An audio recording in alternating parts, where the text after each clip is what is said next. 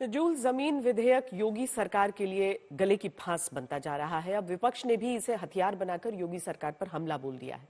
अखिलेश यादव ने ट्वीट करते हुए लिखा कि नजूल जमीन विधेयक पूरी तरह से लोगों के घर उजाड़ने जैसा है और इस अमानवीय बिल को हमेशा के लिए वापस लिया जाए। अखिलेश ने आगे लिखा है कि जनता को दुख देने में बीजेपी अपनी खुशी मानती है।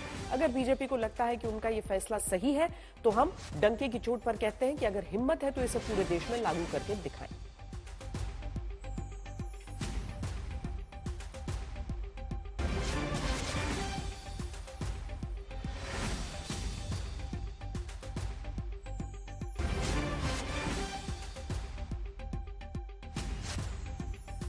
कि दिल्ली की खीज जो है वो लखनऊ में निकाली जा रही है, यानी गुस्सा दिल्ली का है और लखनऊ में निकाला जा रहा है। कल विधानसभा के भाषण के बाद अखिलेश जी को अपने इन सब पारिवारिक विषयों का अनुभव है, किस प्रकार से परिवार का, घर का पार्टी में हस्तक्षेप है और घर के परिवारों के झगड़े पार्टी के फोरम पे दिखाई देते थे, ये उन्हें अनुभव है।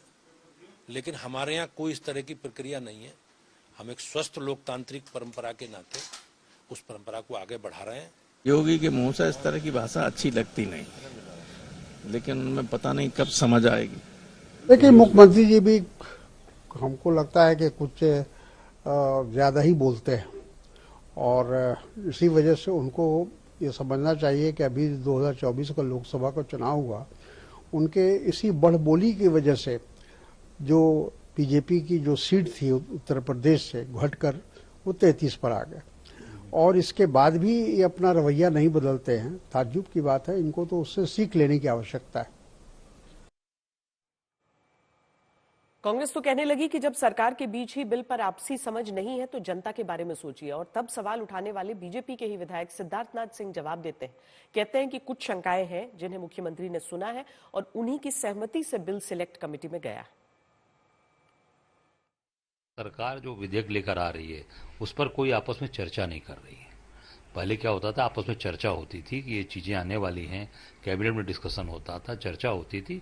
अब ये लगता है कि सीधे जो अधिकारी समझा देते हैं उसी तरीके से मुख्यमंत्री जी और संसदीय कार्य मंत्री सदन में लेकर विधेयक आते हैं। इस नाते ये विधेयक आज सत्ता पक्ष के ही लोग उसका विरोध कर रहे हैं, इनके ही लोग उसका मुखालफत कर रहे हैं। विवाद कहीं नहीं है, शब्द विवाद नहीं हो सकता। उसके बाद और विधायक गए, उनके भी कुछ और थे। मेरा मसला किस एंगल पे था वो मैंने रख दिया। कुछ और विधायक थे जिनका कुछ और मसला रहा होगा। उन लोग जब गए मुख्यमंत्री जी से मिलने, जो मेरी खबर है कि मिलने गए, तो मुख्यमंत्री जी ने उनकी भी बात समझी जैसे हम लोग की मेरी समझी थी। मीटिंग में दोनों डिप्टी सीएम्स को बुलाया और वो खन्ना जी को बुलाया, सुरेश खन्ना जी को बुलाया, पार्टी के अध्यक्ष को भी बुलाया और फिर बैठ के चर्चा करी। उसके बाद जब मुख्यमंत्री जी के माध्यम से ये निर्णय हुआ कि इसके जब केशव जी जो हमारे विधान परिषद में लीडर हैं वो इसको पेश करेंगे, तो पहले तो वो तो विरोध नहीं करा, तो जब उन्होंने पेश करा और उसके बाद चर्चा के साथ जब हमारे प्रदेश अध्यक्ष जी कुछ कहेंगे तो उसकी बात मान ली जाएगी, तो उन्होंने कहा प्रवक्ता को भेजो, सेलेक्ट कमेटी को भेजो, वो भेज दिया गया। तो ये डेमोक्रेटिक प्रोसेस है और पार्टी और सरकार ने मिलकर निर्णय लिया